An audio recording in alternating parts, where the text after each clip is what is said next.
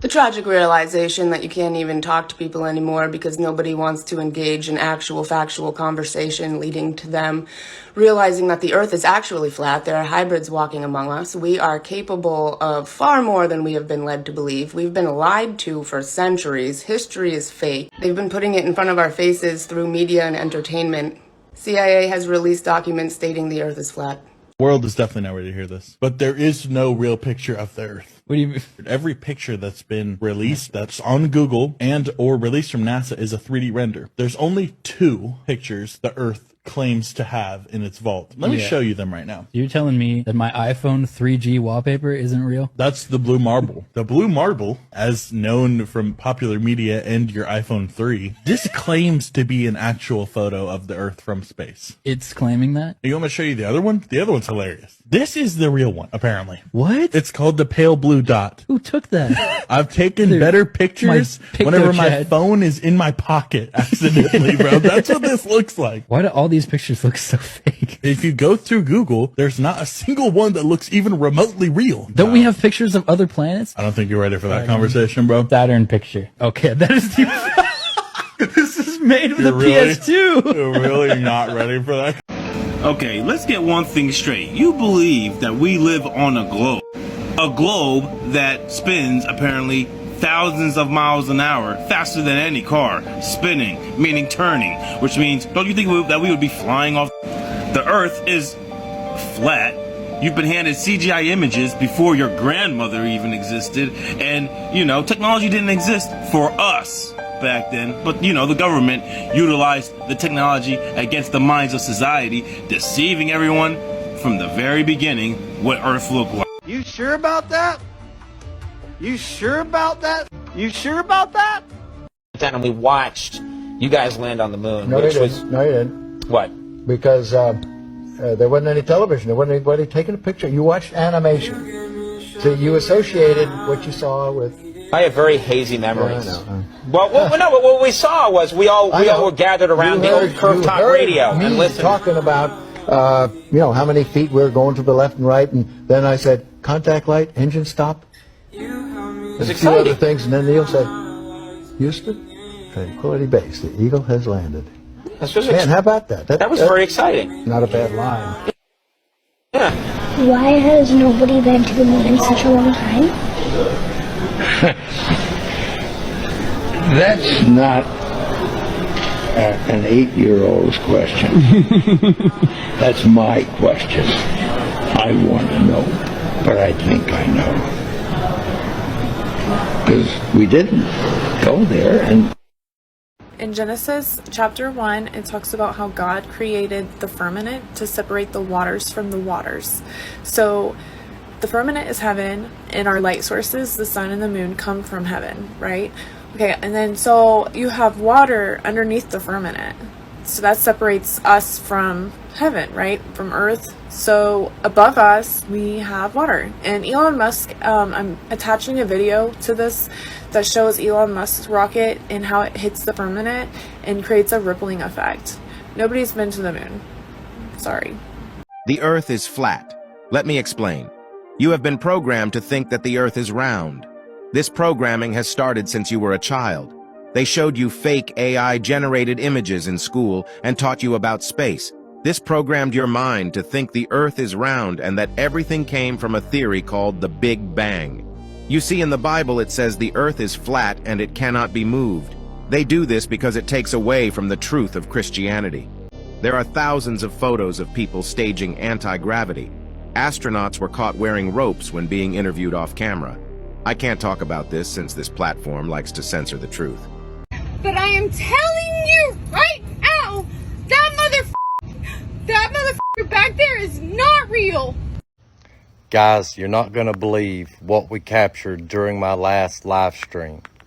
Now, I know to most of you, you're like, oh, it's just a plane flying in front of the moon.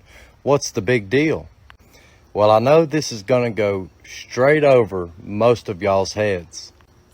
But if you will just think, just use your critical thinking, look at the plane and look at the moon. Do you see any problems here? They tell us that the moon is reflecting sunlight. So why is it when a plane flies directly in front of the moon, it doesn't reflect sunlight at all? Well, it's pretty simple. I'll tell you why. It's because the moon emits its own light, just like the Bible says. You see, in the beginning, God made two great lights. He made the greater light to rule the day, which is the sun, and he made the lesser light, the moon, to rule the night. And this photograph, it's actually a screenshot of a live stream video that over 1,000 people witnessed, by the way. But this is proof. This is proof of that. This is proof that the Bible is right again, and that the heliocentric model is severely flawed and wrong. In other words, another globe lie debunked. And I don't care how you spin this, how you want to spin it. You can't get around this. There's not 1 ounce of sunlight shining on this airplane. But you expect us to believe that the sun is shining light all over just this half of the moon, by the way. It's only lighting up this half, but the other half is in total darkness. And the sun somehow forgot to reflect off of this huge 747 aircraft. And just in case you didn't know, the reason they're called airplanes is because they fly in the air above a stationary flat plane. That's right. You don't live on a spinning ball. You live on a topographical, motionless, level plane. And that's why they're called airplanes. Now, I know some of you Globers are going to lose your minds over this post, but that's okay, because God loves you and so do I. And Jesus Christ is the way, the truth, and the life. God bless. Anybody want to talk about how every July 8th, 99% of the Earth's population will be in sunlight simultaneously? I'd like to see you Globers work your way around that one. No pun intended. But over here, when you get Asia, Africa, maybe some of North America and some South America, you can see that you have a much larger percentage of the Earth's population that could be in sunlight. One eternity later. Let me reference this tweet. It's actually kind of cool. And if we take a look, they actually put a map with it that helps explain this just a little bit. He can't reproduce it on the ball Earth. He had to use a flat map instead.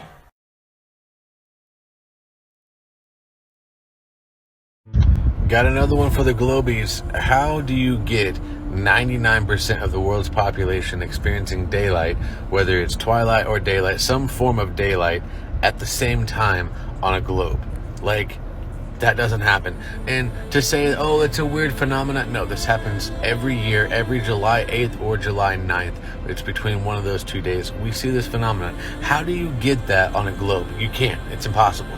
This is the cartoon that they show you on Google Earth. It's not an actual photo, obviously. But how do you get 99% of the Earth's population experiencing daylight at the same time on this? You can't. It's done. Like, the globe is done. Hey, what's up everybody? Just in case there wasn't enough, here's some more proof that the Earth is flat. The following video shows real emergency flight landings on a globe map and a flat Earth map. Which seems more logical to you? The video shows both heliocentric or globe map and geocentric or flat Earth map, along with the emergency flight landing that was recorded and logged. The routes flown around the globe map speak for themselves, make absolutely no sense and seem comical to me, whereas the geocentric maps are direct and seem far more logical than the globe map. It's also noted that the timing of the emergency landings were done in record speeds. On a globe map, it looks as if the plane went out of its way to get to the emergency landing zones. But if we look at it from a flat Earth map, everything is clarified. Ask yourself, What's the most logical explanation for the planes arriving so soon at the emergency landing locations? Question everything. The information from the book 16 Emergency Landings Proving Flat Earth was obtained from Flat Earth Dave. Like, subscribe, and share for more content.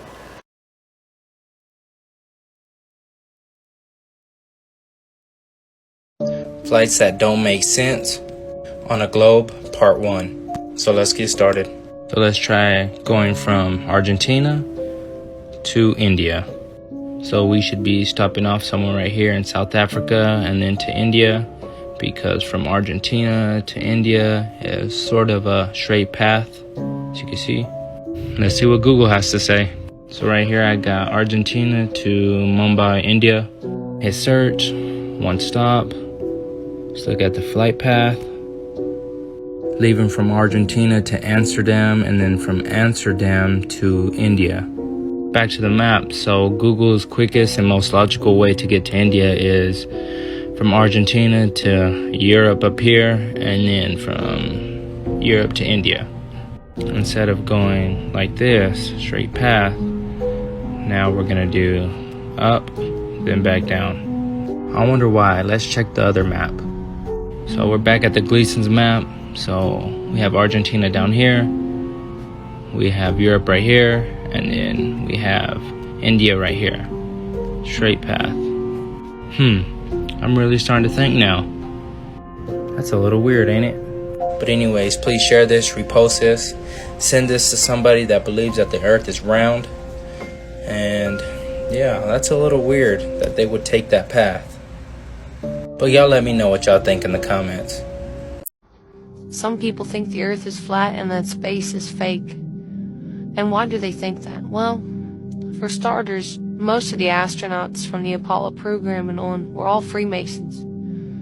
And they were pretty open about that. Even in the pictures you can see they have "To my fraternal brother." Of course, here's good old Buzz with the 666 sign. And they even have a coin commemorating the Apollo program with the Freemason symbols. There's also the idea that there's no way they could pass through the Van Allen belt. But of course NASA says, well, they didn't get exposed to that much radiation, of course. Then you also have the issue of there not being any stars on the photographs of Earth. Except for these, obviously, newer photos. The oldest photos don't see any stars, and people say it's awful strange when you have no clouds. On the moon, you should see stars. And then lastly, you have the tombstone of the founder of NASA, Werner von Braun.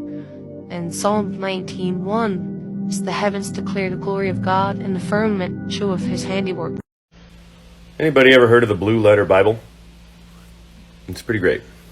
It has direct coordinates and correlation between translations and languages, and it gives you accurate definitions of words from the original translations. I'll give you an example.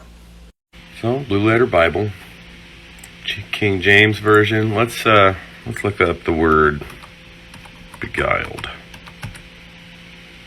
Okay. All right. Genesis 3:13. And the Lord said unto the woman, Eve, what is it that thou hast done? And the woman said, the serpent beguiled me, and I did eat. Then you click on Tools, and it gives you a direct translation. And you go down.